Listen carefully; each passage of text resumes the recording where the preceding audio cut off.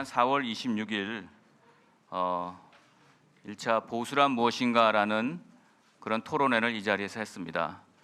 그때에도 여야 의원님들을 많이 모셨는데 아시다시피 패스트트랙 정국의 중심에 서 있었던 그날 그 시간에 각 당에서 이 시간 의원총회를 다 열었었고요. 그래서 아쉽지만 그때 여러분 의원 선배님들 다 모시지 못했다는 말씀드리고, 하지만 나름 양극단주의로 치닫는 정치문화 국회 상황에 대해서 건강한 보수에 나아갈 길을 모색했다라는 말씀을 드리겠습니다. 오늘 이인영 여기 민주당 원내대표님이 좀 늦어지시고 계시는데요. 사실 오늘 밥 잘 사주는 누나, 맥주 잘 사주는 형, 그리고 잘생긴 동생, 이 세 분이 다 모여서 어떻게 하면 정말 국민들 보시기에 아름다운 모습으로 국회를 정상화시킬 수 있는지 하는 그런 출발의 계기가 또 한편 되면 좋겠다, 이런 바람도 가져봅니다. 이번 토론회는 역지사지적으로 자기 고백을 통해서 보수와 진보는 서로 적인가 아니면 파트너인가, 서로 함께 손을 잡을 수 있는가 아니면 반목해야 되는가, 이런 헤아려보는 자리가 될 수 있다고 생각합니다. 왜 해묵은 이념을 가지고 논쟁을 하는 것이냐, 이렇게 물어보시는 분도 있으실 수 있는데요. 이건 이념이라기보다도 각 당이 또 각 그 가치가 스스로의 정체성을 지키면서 국민들께, 우리는 각각 국민들께 어떤 기대와 희망을 드릴 수 있는 정당이고 가치를 가진 집단인가 하는 것을 알리는 것도 하나의 좋은 의미가 있다고 생각합니다. 또 우리가 서로 앞으로 협의해 나가면서 잘하는 내로남불, 또 남불나행은 이제 좀 지양해야 되지 않냐. 남불나행은 제가 지은 말인데 남의 불행이 나의 행복이 되는 그런 정치 문화는 좀 지향하지 않은 그런 뜻입니다. 이제 2011년에 이제 굿소사이어티 책을 쓰고 운동을 하면서 국가와 시장한테 맡겼을 때 다 하지 못하는 부분을 정치가 해야 되는데, 그때 저는 시민 보수주의라는 그런 역할을 주장했던 바가 있습니다. 제가 학생 시절에 학교에서 봤던 대자보에 이런 말이 있었습니다. 가난도 멋이 되는 사회에서는 빈자에게도 설 자리가 있지만 황금이 판치는 사회에서는 부자에게도 내면의 충족이 없다, 이런 말이 있었습니다.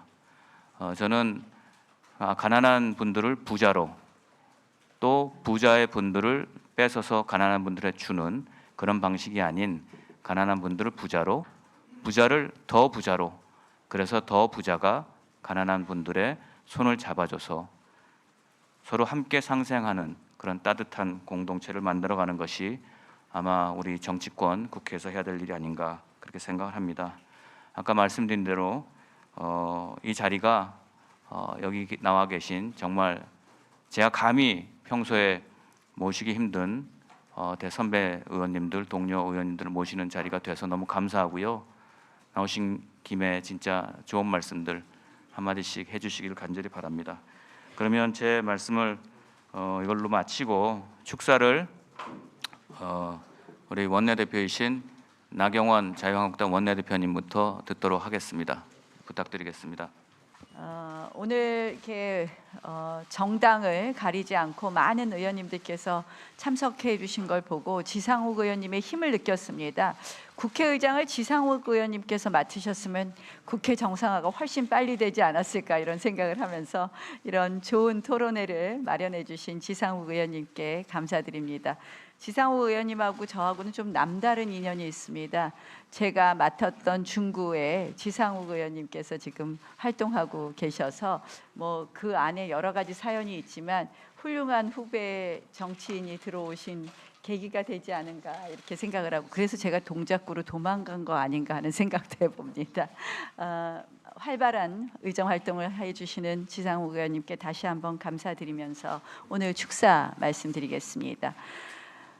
저는 자유민주주의를 이끌어가는 힘은 역시 토론과 대화라고 생각을 합니다. 결국 마음껏 토론하고 대안을 찾아가는 것, 이것이 자유민주주의 정치의 기본 핵심이다 이렇게 생각을 합니다.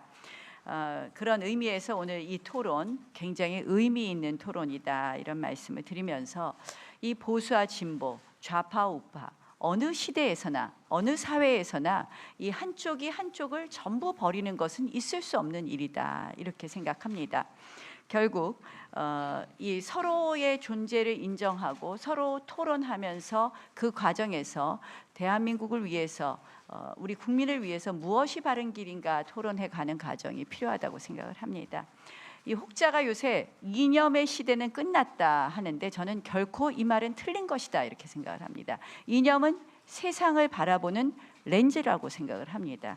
결국 어떤 렌즈가 세상을 더 정확하게 바라보는지 또 어떤 렌즈가 지금 이 시대에 이 사회에 적합하는지에 대해서 우리가 토론하는 것이 바로 정치의 본질이라고 생각을 합니다.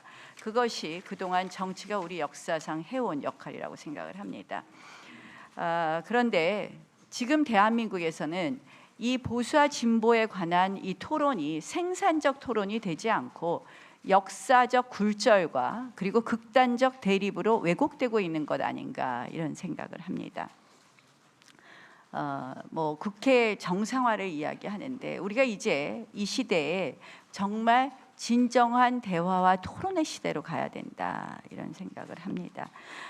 지금 저희가 야당으로서 느끼는 것은 오늘 민주당 의원님들 많이 계시지만 문재인 정부가 들어서서 결국 이 보수의 가치에 대해서 실질적으로 같이 하기 힘든 어떻게 보면 괴멸의 대상으로 생각하는 것 아닌가 하는 그런 부분 때문에 저희가 끊임없이 힘들어하고 있다는 말씀을 드립니다.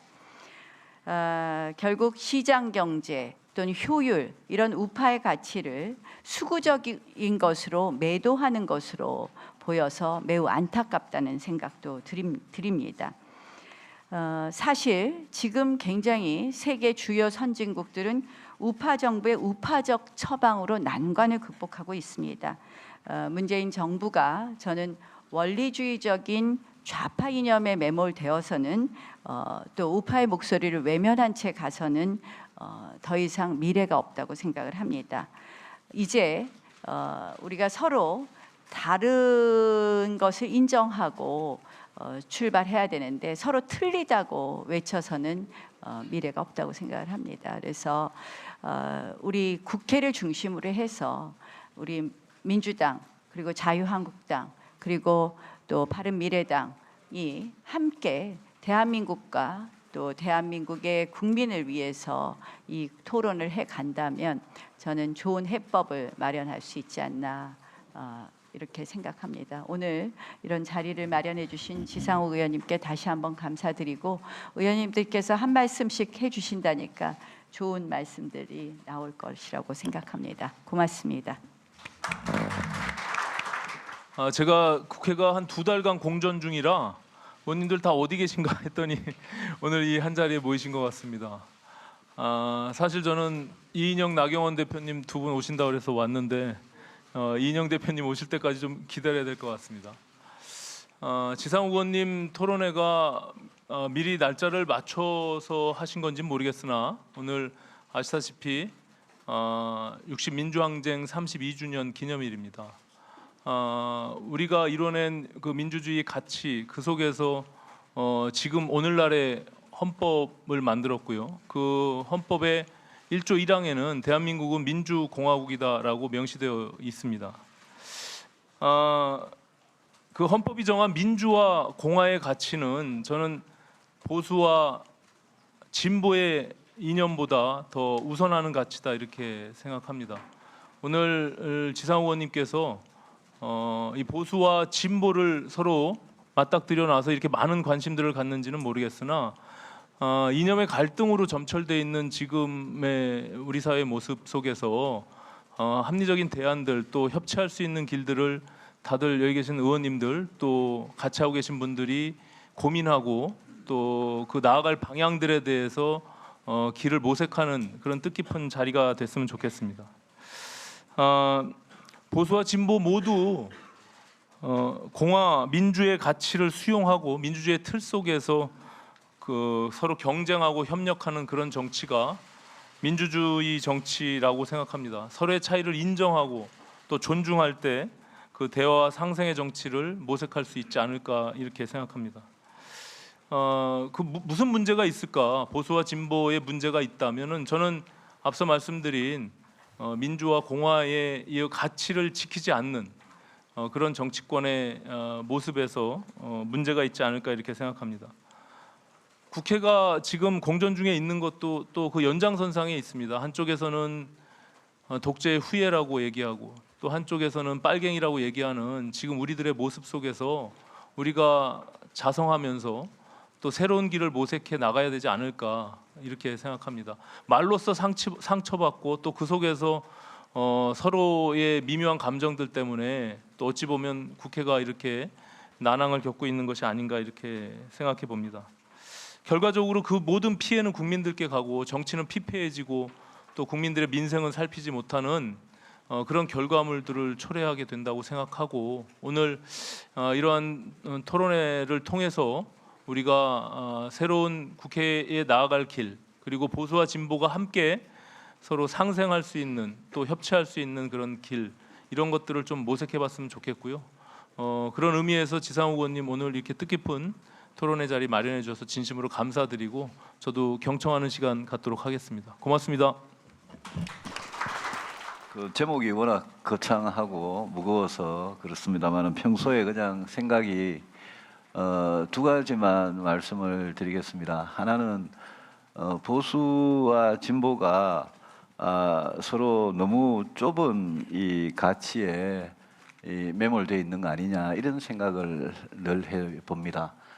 예컨대 보수는 우리는 자유다, 진보는 평등이다, 보수는 성장이다, 시장이다, 진보는 복지다, 뭐 무슨 국가다 이런 식으로 자꾸 이렇게 구분을 해서 하는데 저는 늘 우리 헌법을 열심히 읽어 보시면 그 안에는 보수 진보 모두 지켜야 할 가치들이 다 들어있다고 생각을 합니다.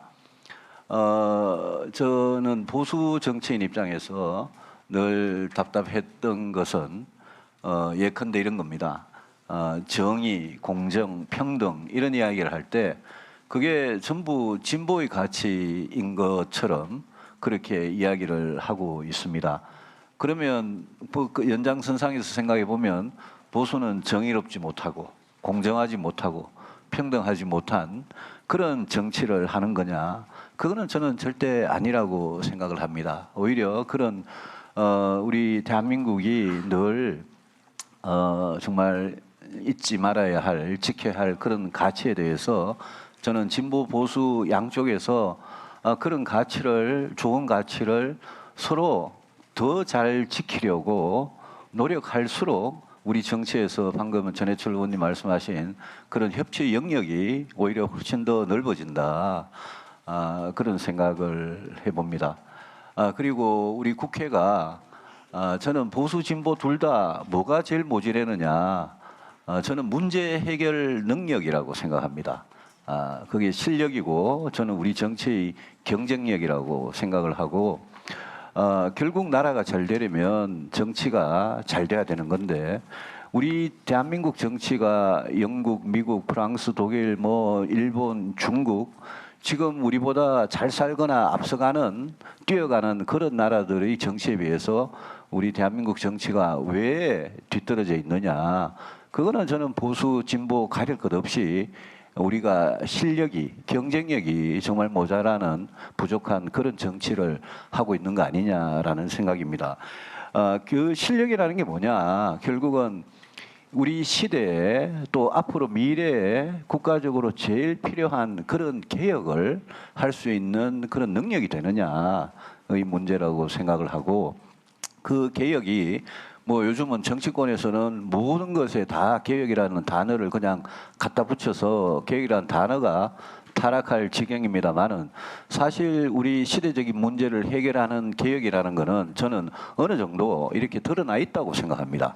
저성장의 문제, 저출산의 문제, 양극화의 문제, 또 미국과 중국 사이에서 우리가 어떤 생존 전략을 취할 거냐 이런 문제들은 보수 진보 할 것 없이 정말 나라의 미래를 위해서 누가 더 옳은 해법을 제시하는 그런 능력이 있는 정치를 어느 정당이, 어느 정치가, 어느 진영이 해내느냐의 문제라고 생각하고, 그런 점에서 한국 정치가 보수 진보 가릴 것 없이 좀 한 단계 서로 잘하는 경쟁을 했으면 좋겠고, 선거라는 게 늘 과거 발목 잡기식으로 노무현 싫으니까 이명박 찍고 박근혜 싫으니까 문재인 찍고 이런 식으로 선거가 흘러가면, 이거는 제가 방금 말씀드린 보수 진보를 떠나서 진짜 나라의 미래를 위해서 경쟁력 있는 정치 개혁을, 필요한 개혁을 꼭 해낼 수 있는 그런 정치로 가기가 굉장히 힘든 거 아니냐 이런 생각을 해서,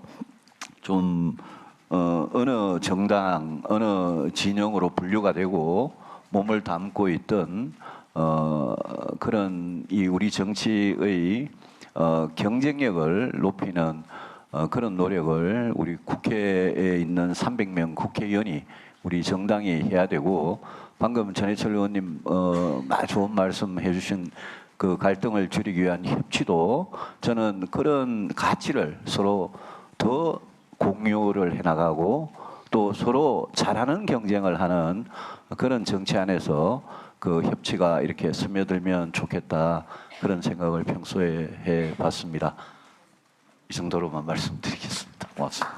네, 유승민 의원님 말씀 감사드립니다. 그러면 예, 오늘 국회가 공전 중인데 의미 있는 자리를 마련해 주신 지상욱 의원님께 감사하다는 말씀을 먼저 드립니다. 순서를 바꿔 보니까 참 또 나름대로 큰 의미가 있는 것 같습니다. 우선 그 여야 의원님들이 한 자리 이렇게 많이 모일 수 있는 장면이 그동안 없었는데, 그 장면만으로도 참 훈훈하게 보이고 국민들이 좀 마음 편하게 생각하겠다라는 느낌이 들었습니다. 오늘 의원님들 말씀을 들어보니까 결론이 다 나와 있는 것 같습니다. 우선 실사구시해야 된다, 역지사지해야 된다, 이제 여러 가지 말씀들을 쭉 하셨는데, 사실 여기 써 있는 진보냐 보수냐 하는 것은 이념을 얘기하는 것이지 않습니까? 이념은 변화에 대한 시각을 말씀을 하는 것이잖아요. 그래서 현상에 대해서 어떻게 인식을 하고 어떤 변화를 추구할 것이냐, 좀 더 급속한 근본적 변화를 추구할 것이냐, 아니면 제도적이고 좀 점진적 변화를 추구할 것이냐에 따라서 뭐 보수와 진보다 이런 것을 나누는데, 우리나라 지금 최근의 이념 대결이라고 하는 것은 이 진영의 논리다라는 생각이 듭니다. 그래서 이념이 간데 없고 진영의 논리에 치우쳐서, 여기에서는 그러니까 뭐 협치라기보다는 상대를 타도의 대상으로 생각하는 경향들이 많아졌다라는 생각이 듭니다. 그것은 지난 10년간의 진보 정권 이어서 나온 보수 정권을 보면은, 그래서 뭔가 이 지금 전 세계적으로 이 산업혁명 이후에 처음 맞는 이런 이 격변의 경기 침체 시기, 또 전대미문의 양극화, 이런 현상들이 나타나는 데 대해서 전부 그 책임을 기득권 세력 전 정권에다 다 떠맡기려고 하는 그런 현상들이 등장하게 된 것이죠. 거기에다가 SNS가 등장하면서 기존의 어떤 게이트키핑을 하던 그 대중매체가 사라지고, 그 틈에 SNS가 등장해서 오히려 이 양극화, 진영 논리를 더욱더 격화시키는 그런 현상들이 전 세계적으로 비일비재합니다. 그러다 보니까 포퓰리스트 정치가 전 세계적으로 만연한 겁니다. 지금 요즘 최근에 끝난 유럽 의회 선거도 보면은 포퓰리즘 정당들이 이제 이 득세를 하는 현상들이 결국 이와 무관하지 않다라는 것이죠. 포퓰리즘은 기존의 제도 정치를 우회해서 민중들에게 직접 호소를 하는 정치들을 하지 않습니까? 우리 정치도 곧 여차하면 그런 형태로 갈 가능성이 매우 높고, 지금 현재도 그런 경향들이 많다고 저는 보여지는 것입니다. 그래서 촛불 운동 이후에 우리 정치는 분권과 협치를 하라라고 하는 준엄한 국민들의 명령이 있는데 그러한 이 명령을 어떻게 보수와 진보가 재해석을 하고 따라야 될 것인가라고 하는 것이 사실 오늘 주제인데 그런 측면에서 여러 의원님들께서 매우 의미 있는 말씀들을 해주셨다라고 생각을 합니다. 여러분들께서 역지사지 하시는 것이 중요하다라고 생각했는데 저는 그 뭐 아까 불교 의원님 말씀도 계셨는데 그 부처님의 자비나 예수님의 사랑이나 유교의 인이나 모든 것이 사실은 관통하는 것은 같은 의미다 이런 생각을 합니다. 그러니까 이 사람간의 질서를 바로잡기 위해서 뭐가 필요하냐? 그래서 저는 논어를 읽어서 통틀어서 가장 중요한 키워드가 뭐냐라고 묻는다면은 기소, 불욕, 물시, 의인 이 한마디 얘기합니다. 자기가 하고 싶지 않은 것을 남한테 권하지 마라, 베풀지 마라 이런 뜻이잖아요. 그래서 내가 이 말을 해서 남이 나한테 이 말을 하면 내가 기분이 어떨까라고 생각해 보면 답이 나오는 것이잖아요. 그런 측면에서 우리 정치가 가야 될 방향도 조금 더 진영 논리에서 탈피할 수 있지 않을까. 오죽하면은 상대 정당을 해산시켜 달라고 하는 것을 국민청원으로 해서 세대결을 하는 그런 지금 세상에 직면해 있습니다. 그래서 여야가 아주 깊은 성찰과 반성이 있어야 되는 시기라고 생각합니다. 그런 측면에서 오늘 우리 학교에서 저희가 보신 손병권 교수님 발제를 좀 거꾸로 접근을 하고 있습니다만은 들으시고 그다음에 최준영 교수 이어서 토론을 듣도록 그렇게 하겠습니다. 시간이 많지 않은 것 같습니다. 그래서 한 10분 정도 정리를 좀 해주시면 좋겠습니다. 네, 그 오늘 진보와 보수 문제는 뭐냐? 이거 발제를 맡은 중앙대학교 정치국제학과의 손병권 교수입니다.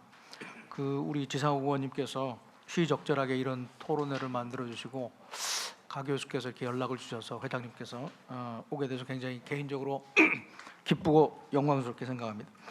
그 뭐 쓴 내용은 이것저것 많지만 간단히 줄여서 그냥 몇 말씀 드리도록 하겠습니다.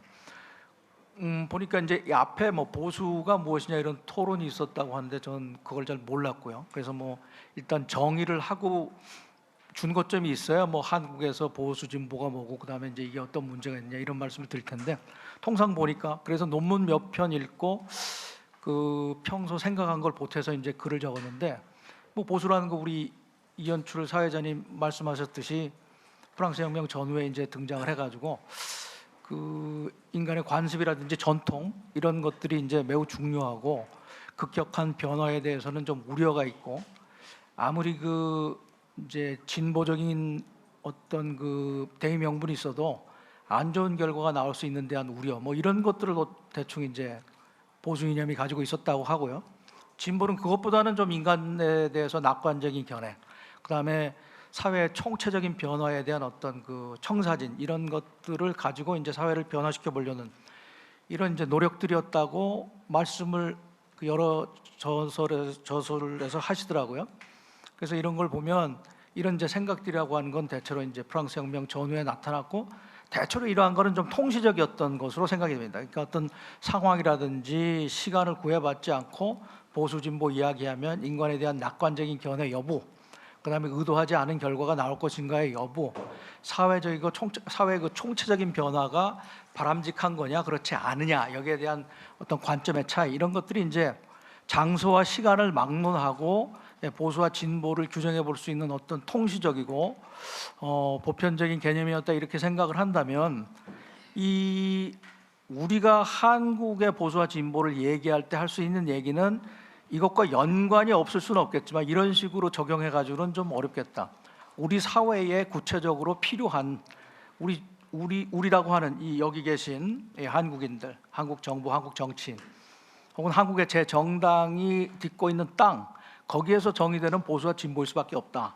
그 얘기를 이제 하기 위해서 미국 사례를 말씀을 드렸는데 미국에서 보수 진보, 현대 보수 진보 얘기할 때는 아마 뉴딜부터 얘기를 할 거라고 생각을 합니다. 그래서 뉴딜이 등장하면서 30년대 작은 정부 개입하는 정부, 규제 탈규제, 복지 증세할 것이냐 감세할 것이냐 뭐 등등 얘기가 나오고 아시다시피 60년대 들어가면은 낙태, 동성애 문제, 그다음에 이제 환경의 문제 이런 데서 개발돼 어떤 뭐랄까 환경 보호, 그다음에 이제 소위 그 프로초이스라 그러죠 미국에서. 그 생명, 하나님이 주신 생명 대 소위 여성의 신체 자유라고 하는 문제, 그다음에 이제 뭐 등등 어떤 그 다문화주의 대 미국이 고유하게 가지고 있는 개신교 문화, 이런 것들의 갈등이 또 60년대 일어났고, 또 90년대부터 지금까지는 뭐라고 할까요? 이민의 문제라고 할까요? 이제 미국의 정체성 문제와 관련해서 이민의 문제, 그다음에 이제 동성 결혼의 문제, 그다음에 이제 뭐 백인 민족주의 이런 거와 관련해서 이제 이민을 받을 것이냐 혹은 이민을 좀 더 규제할 것이냐. 30년대 뉴딜, 60년대 민권 다문화, 70년대 이민 백인 민족주의, 이런 것들이 그 중층적으로 미국이라는 토양에서 결정이 되면서 보수와 진보가 나타났다. 이 말씀을 그냥 사례로 드리고, 우리나라로 넘어올 때도 결국은 보수와 진보라고 하는 것이 프랑스 혁명 전후에 나왔던 사회와 인간에 대한 관점을 넘어서서 특정한 사회에서 잠깐 전에 과거 혹은 현재에 있었던 질서를 유지할 것이냐, 아니면 이게 좀 문제가 있으니까 소폭, 중폭 혹은 대폭으로 바꿀 것이냐, 이 두 가지가 한국적인 상황에서 갈등했던 걸 보면서 보수와 진보를 이야기해야 된다 하는 말씀들을 많은 책과 논문에서 하시면서 그 학자들이 그러면서 이야기하는 게 보통 80년대 중후반을 거치면서 나온 여러 가지 변화, 거기에서 이제 한국의 보수와 진보가 규정될 수밖에 없다.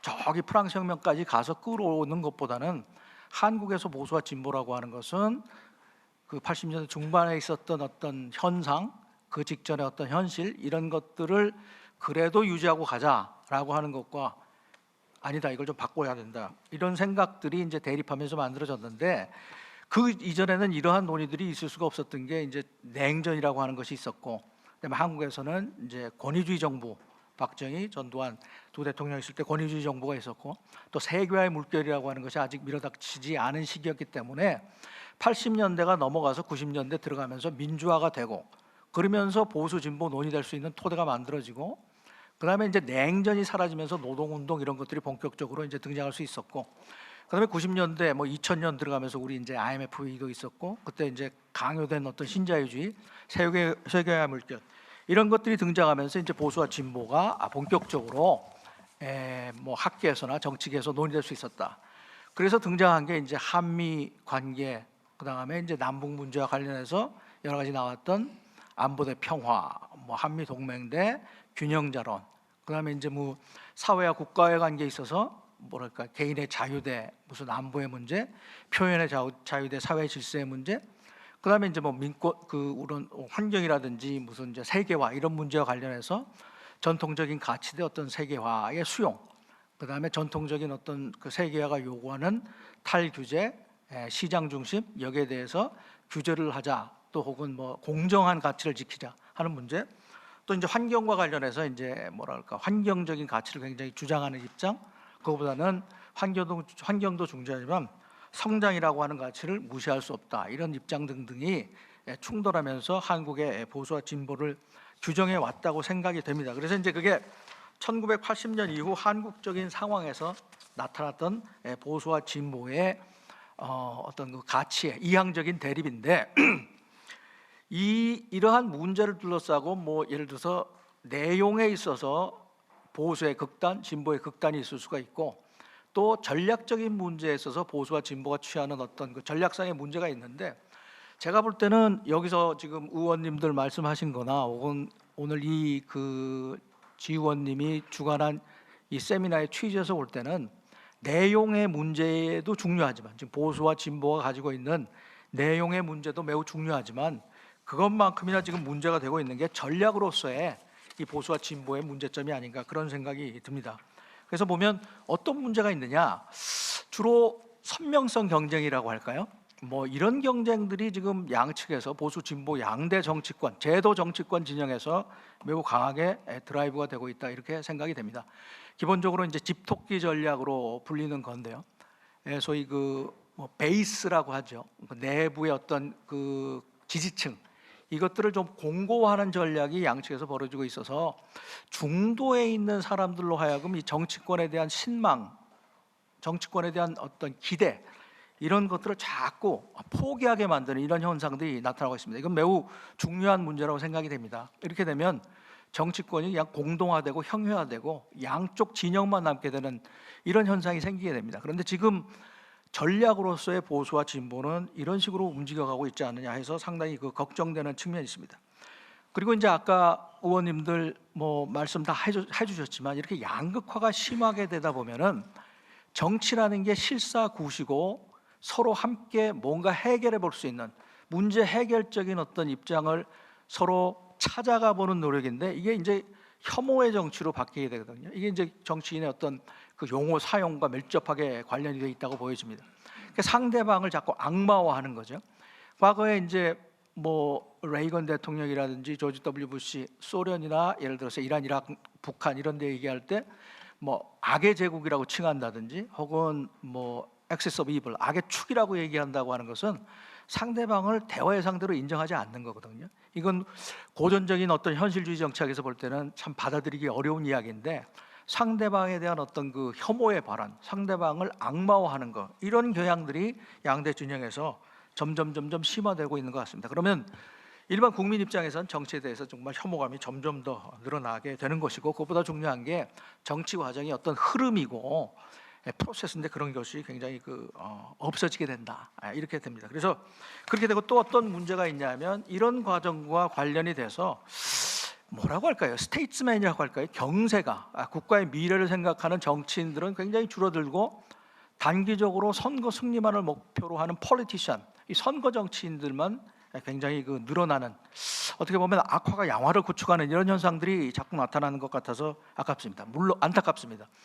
물론 그 정치인들의 기본적인 목표라고 하는 것이 아무리 좋은 정책이 있어도 당선이 되고 재선이 돼야만 자기의 경륜을 펼칠 수 있기 때문에 선거 정치라고 하는 것이 매우 중요한 것은 명백한 사실이지만은 그럼에도 불구하고 여야 보수 진보를 막론하고 장기적인 각도에서 국가의 미래를 걱정하고 국가의 장기적인 플랜을 함께 머리를 맞대고 만들어야 되는데 그런 부분이 좀 부족해서 아쉽다.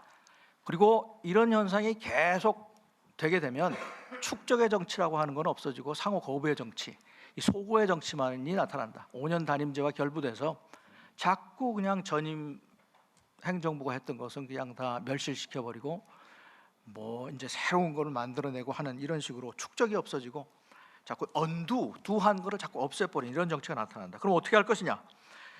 좀 각 정당 내에서 좀 이렇게 경성 세력과 더불어 연성 세력이 좀 더 활성화돼야 되지 않나 이런 생각이 듭니다. 달리 말하면 좀 온건 세력이 양당에서 양대 진영에서 굉장히 강화되고 성장할 필요가 있다. 이건 좀 어떻게 하느냐? 그럼 당내에서 좀 당내 민주주의가 좀 활성화돼야 된다. 정당 간의 어떤 민주적 경쟁뿐만 아니라 정당 내에서 의사 정책 결정 과정도 굉장히 민주화돼서 이런 당내 온건 세력들 혹은 연성 세력들이 정당 간에 서로 대화하고 토론해서 문제 해결의 어떤 큰 사발을 만들어낼 수 있는 그런 여건들이 만들어져야 된다 이런 생각이 듭니다. 그리고 또한 이런 세력들이 좀 성장함으로 해서 장기적인 각도에서 소위 바깥으로 땡기는 어떤 원심력보다는 안으로 서로 모이는 구심력들이 강화되면서 서로 이제 장기적인 각도에서 국가에 필요한 어떤 역량을 비축하고 이념을 떠나서 이전 정권이 우수한 정책을 만들었으면 그것을 계속 유지 발전시키는 어떤 축적의 정치가 있어야 된다 하는 생각이 들고 조금 요것과는 좀 직접적으로 관련이 없는 얘기지만 이러한 어떤 당내 연성 세력들의 서로 협치를 통해서 앞으로 우리나라를 짊어질 미래 세력들, 아까 이준석 의원님도 말씀하셨지만 미래 세력들을 당내에서 흡수하고 서로 키워나갈 수 있는 이런 정치가 돼야 되지 않느냐 저는 이렇게 생각합니다. 학다리가 길어도 자를 수는 없다는 얘기가 있잖아요. 학은 어디까지나 다리가 길어야 학이기 때문에. 제가 볼 때는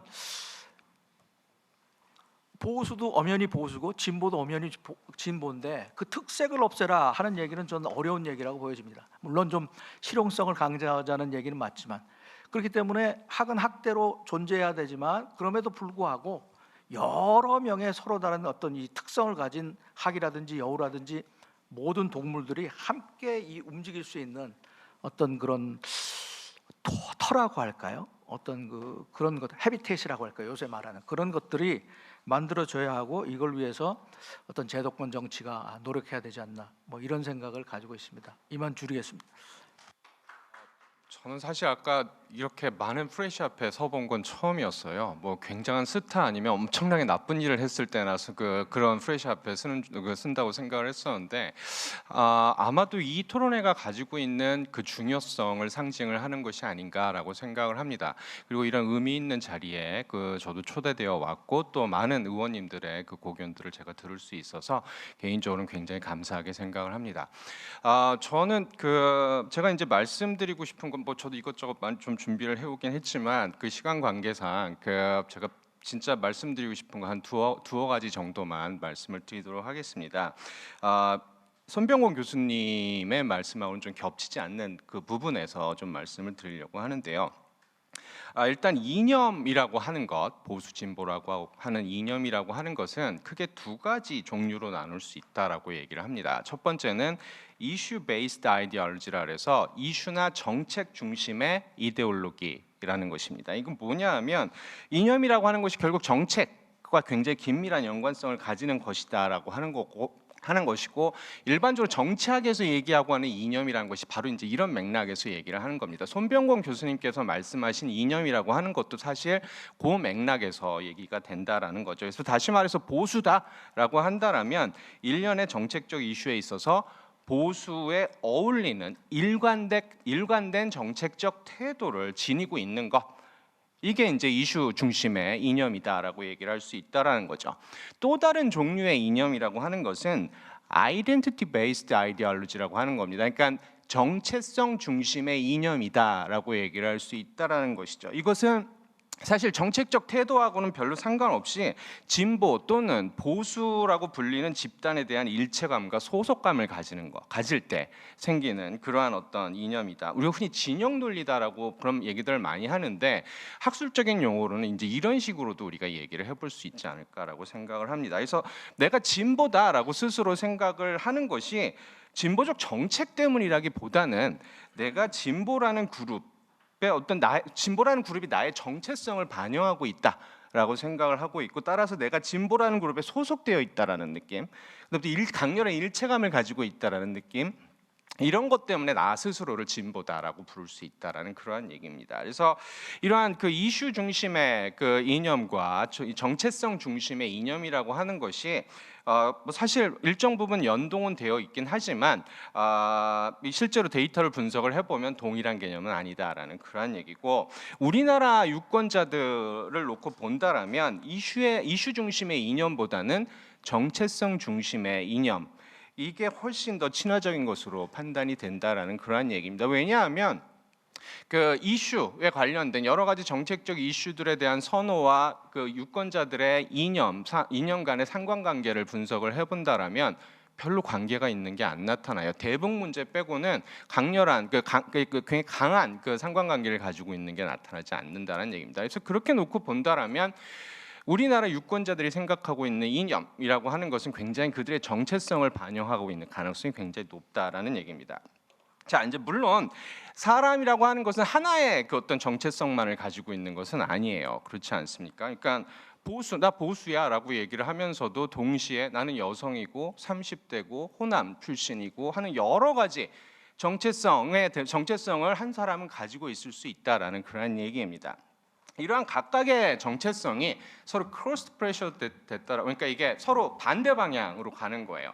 호남에 살고 있는 그러니까 호남에 살고 있는 보수주의자, 이런 어떤 두 개의 정체성을 가지고 있는 사람은 사실 굉장히 강력한 행동을 취하기가 어렵습니다.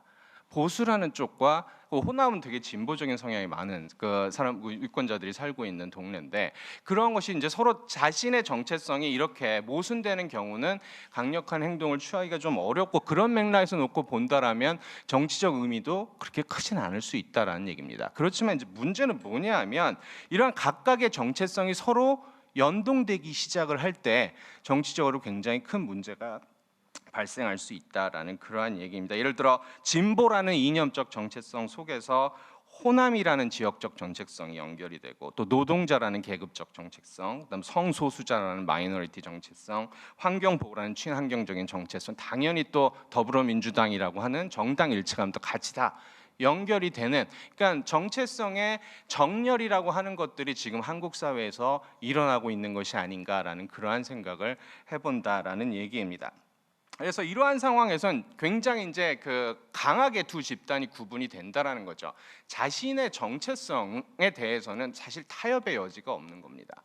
타협의 여지가 없는 것이고, 이러한 상황에서 반드시 상대를 꺾어야만, 반드시 이겨야만 타협할 수 없는 성질의 것이기 때문에 하는 이러한 이제 모습들이 나타난다라는 얘기고, 거기다 요새는 탈진실의 시대라고 얘기를 합니다. 아무리 객관적인 사실이라 하더라도 나의 믿음과 모순되는 것이면 나의 믿음을 바꾸는 게 아니라 객관적 사실을 튕겨내요. 받아들이질 않습니다. 정보 수용에 있어서도 요새는 SNS나 이런 것들 뭐 여러분들도 많이 하시겠지만 나하고 비슷한 성향을 가진 사람들이 보내는 정보들만 계속 받아보고 있습니다. 유튜브나 이런 것들도 마찬가지라는 거죠. 정보 수용의 측면에서도 그렇고, 이제는 사실 정보 자체를 왜곡하는 상황까지 갈 수 있습니다. 가짜 뉴스가 요새 굉장히 많이 나오고 있다라는 것이죠. 그래서 이러한 정체성 중심의 이념, 보수, 진보라고 하는 이 상황이 서로가 서로 어떤 소통할 수 있는 그런 어떤 근거들이 점점 사라지고 있다라는 거죠. 우리는 우리끼리 같은 정체성을 가진 사람들끼리 뭉쳐야 된다라고 하는 것, 그리고 같은 정체성을 가진 여러 정체성들이 지금 하나, 보수는 보수, 진보는 진보대로 따로 이렇게 쭉 정렬이 되어가고 있다라고 하는 것, 이러한 것이 크게 부딪히게 될 때 한국 사회는 엄청난 갈등이 전개될 수밖에 없다라는 얘기입니다. 근데 한편 우리는 무슨 얘기를 많이 하냐면 우리나라 국민들 대화와 타협하는 거 원하지 않느냐라고 얘기하지 않아요. 그러니까 여기서 국회에서 맨날 의원님들 서로 싸우고 막 갈등 이렇게 막 전개되고 하는 것들을 보면 맨날 우리나라 국민들은 대화와 타협을 하지 왜 싸우느냐라고 국회를 비판하는 모습들을 보인다라는 그러한 얘기입니다. 그래서 제가 방금 얘기했었던 어떤 정체성에 따른 그런 굉장히 치열한 갈등을 전개하려고 하는 유권자와 대화와 타협을 해야만 한다라고 주장하는 유권자, 이 두 유권자 중에 어떤 유권자가 진짜 우리나라의 유권자냐 하는 문제 제기가 있을 수 있습니다. 이때 우리가 한번 생각을 실제로 제가 조사를 해본 결과에 의하면 당의 원칙에 충실해서 당의 입장에 따라서 의정 활동을 하는 의원과 다른 정당과 대화와 타협을 하면서 의정 활동을 하는 의원, 두 의원 중에 어떤 의원이 더 바람직한 의원이라고 생각을 하십니까? 라고 물어봤는데 95%의 응답자들이 대화와 타협을 하는 의원들이 바람직한 의원이다라고 대답을 하고 있다라는 얘기죠. 근데 2011년 낙곰수가 한창 유행일 때 박지원 의원께서 출연하셔서 한 말씀 하신 게 있어요. 그러니까 어떤 거냐면 유권자들이 의원들한테 원하는 게 싸우지 말라, 그렇지만 반드시 이겨라라는 겁니다. 싸우지는 말고 이겨라라고 주장을 하고 있다라는 건데, 저는 사실 그걸 들었을 때 되게 놀랐어요. 이게 도대체 무슨 말이에요? 싸우지 않고 이길 수 있는 방법이 과연 손자나 제갈공명이 되지 않는 한 그렇게 되긴 굉장히 힘든 상황이다라는 것이죠. 그런데 우리나라 유권자들은 그걸 원하고 있다. 그래서 대의 활동하는 것이 굉장히 힘들다라는 그런 표현을 하신 적이 있습니다. 박지원 의원이. 그래서 실제로 실험을 해봤고 우리나라 유권자들이 정책 결정 과정과 정책 결과에 대해서 어떠한 생각을 가지고 있는지 실험을 해봤습니다. 실험을 해봤는데 나타난 결과는 정책 결정 과정, 그러니까 즉 국회와 국회의원들은 대화하고 타협하길 원합니다. 서로 대화하고 싸우면 안 된다라고 생각을 해요. 근데 정책적 결과는 굉장히 정파적인 것을 원합니다. 특히 정당 일체감을 가지고 있는 유권자들의 입장에서 놓고 본다라면 이것이 가지고 있는 함의는 무엇이냐면, 우리가 일반 국회 안에서 막 이런 갈등들이 일어나고 이런 문제들이 발생했을 때 흔히들 우리나라 정치 엘리트들에 대한 비판들을 많이 하는데, 따지고 보면 우리나라 유권자들도 그럴 수 있다라는 겁니다. 한국의 유권자들도 말은 대화와 타협을 원하는 거지만 속으로는 굉장히 정파적인 결과를 원하려고 하는 이러한 모습들을 보이고 있다라는 것이죠. 이러한 이중적인 속성들을 가지고 있는 유권자 앞에서 결국 대표들이 선택해야 되는 문제는 뭔가요? 싸워서 그러니까 싸우지 않고 이길 수 있는 방법이 없기 때문에 결국 싸우는 길로 갈 수밖에 없는 게 아닌가라는 그러한 생각을 해봅니다. 그래서 그래서 이러한 어떤 문제점, 우리나라 이념이라고 하는 것들이 이제 이런 측면에서 문제점을 가지고 있다라는 것이고, 이제 앞으로 어떻게 해야 되나 뭐 이런 것들은 뭐 시간이 없는 관계로 그냥 여기서 마치도록 하겠습니다. 감사합니다.